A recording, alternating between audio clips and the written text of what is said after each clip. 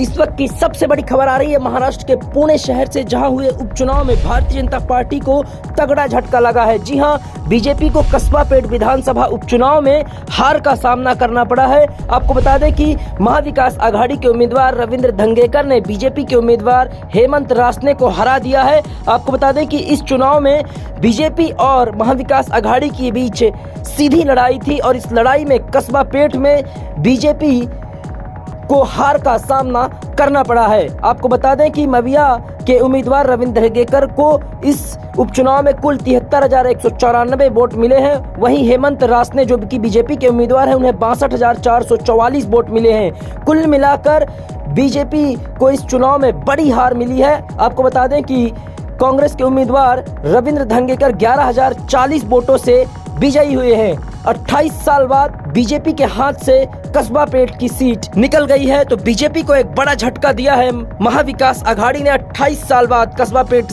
पर बीजेपी को हार का सामना करना पड़ा है। आपको बता दें कि इससे पहले ये बीजेपी के खाते में ही सीट थी, लेकिन विधायक के निधन के बाद यहाँ उपचुनाव कराए गए थे और इस चुनाव में बीजेपी को हार का सामना करना पड़ा है। ये एक बीजेपी के लिए बड़े झटके की खबर है, क्योंकि कहा जाता है कि एक सेफ सीट थी बीजेपी के लिए, और लेकिन कांग्रेस के उम्मीदवार रविंद्र धंगेकर ने बीजेपी के उम्मीदवार को हरा दिया है। और अब इस चुनाव के नतीजे काफी महत्वपूर्ण माने जा रहे थे। एक तरफ शिवसेना की लड़ाई, दूसरी तरफ महाविकास आघाड़ी बनाम बीजेपी की लड़ाई। तो महाविकास आघाड़ी ने इस लड़ाई को जीत लिया है।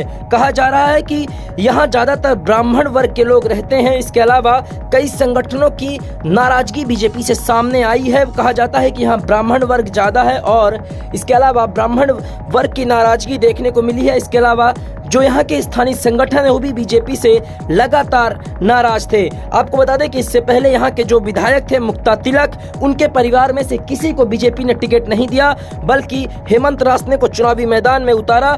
लेकिन बीजेपी के खिलाफ ये नतीजा आया है। कहा जाता है कि मुक्ता तिलक के निधन के बाद लगातार मांग की जा रही थी। विपक्ष ने भी कहा था कि यदि बीजेपी तिलक परिवार को वोट दे चुनाव में टिकट देती है तो ये चुनाव एक तरफा हो सकता है, वो अपने उम्मीदवार को वापस ले लेंगे। लेकिन बीजेपी ने ऐसा नहीं किया, हेमंत रासने को टिकट दिया और हेमंत रासने चुनाव हार गए हैं। तो कहीं ना कहीं कुल मिलाकर ये बीजेपी के लिए एक झटके वाली खबर है।